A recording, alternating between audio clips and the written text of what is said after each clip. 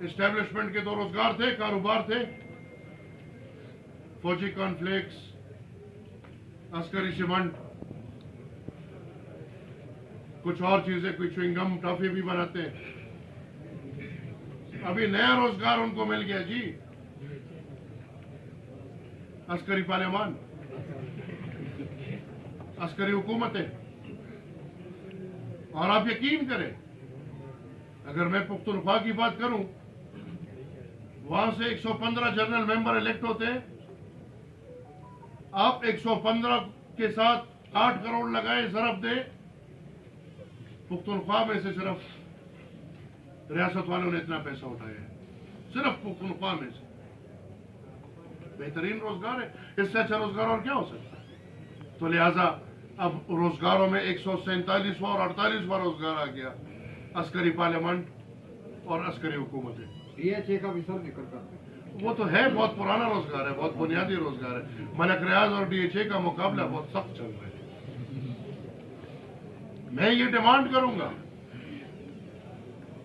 कि अव्वल तो काजी साहब एक जुडिशल कमीशन बनाए और खुद उसको हेड करें। अगर वो समझते हैं या अगर वो पूरे मुल्क को ये इशारा देना चाहते हैं कि पाकिस्तान में अदलिया आजाद है, मैं नहीं समझता। मैं समझता हूं कि पाकिस्तान में हर इदारा मफलूज है, हर इदारा गुलाम है, और एक इदारा है जो सब पे हुक्मरानी कर रहे हैं और बाकी सब इदारे उस इदारे के गुलामी कर रहे हैं।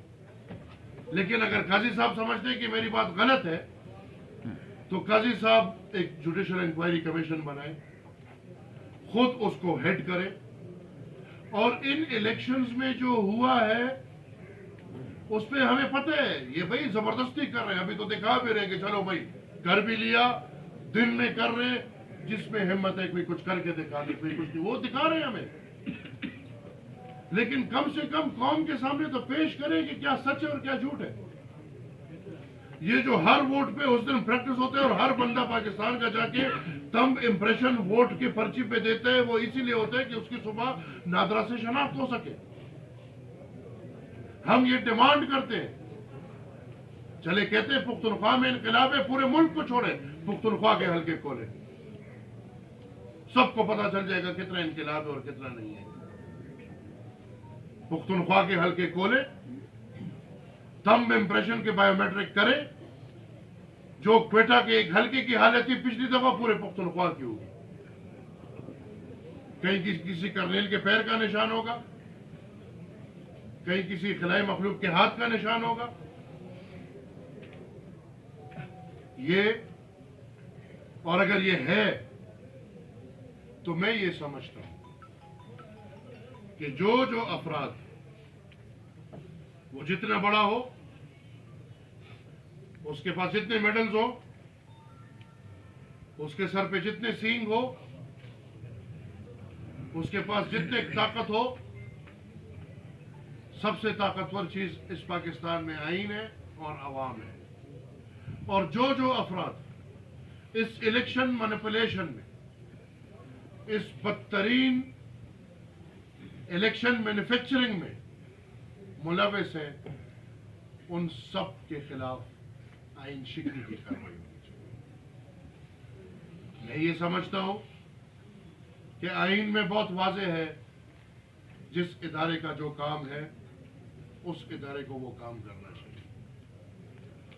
मैं सियासतदान हूं, मेरे लिए एक इदारा है पार्लियामान, मुझे फख्र होना चाहिए अपने पार्लियामान पे और मुझे फख्र होना चाहिए अपनी जमहूरियत पे। आप मीडिया वाले हैं, आपका एक आईनी किरदार है, आपको फख्र होना चाहिए अपने कैमरे पे, आपको फख्र होना चाहिए अपने माइक पे, आपको फख्र होना चाहिए अपने पेन पे। कोई अदलिया में है, उनको फख्र होना चाहिए अपने गाउन पे। ये तो नहीं कि मुझे अपना काम ही बुरा लगे। जब मैं भर्ती दिफा के लिए हुआ हूं और मुझे वो काम ही बुरा लगे, तो ऐसे तो नहीं चले। जिसको जिस काम के लिए आईन में लाया गया है उसको वो काम करना। क्यों लोग अभी तक चुप है? और लोगों से मेरा मुराद जो जिम्मेवार लोग हैं। आज हाफिज साहब क्यों चुप है? उन इलेक्शंस पे चुप है जिन इलेक्शंस में हाफिज साहब और उनके इदारों के नाक के नीचे आरओस के जरिए अरबों रुपए कमाए गए हैं। हाफिज साहब क्यों चुप है? जुबान सदेआम है, पार्लियामान की कुर्सियों की बोलियां लगी, पैसे इकट्ठे हुए, अरबों रुपए इकट्ठे हुए। और अगर ये बात मैं कर रहा हूं तो मैं सिर्फ पुख्तनख्वा की बात नहीं कर रहा। बलूचिस्तान में, पंजाब में, सिंध में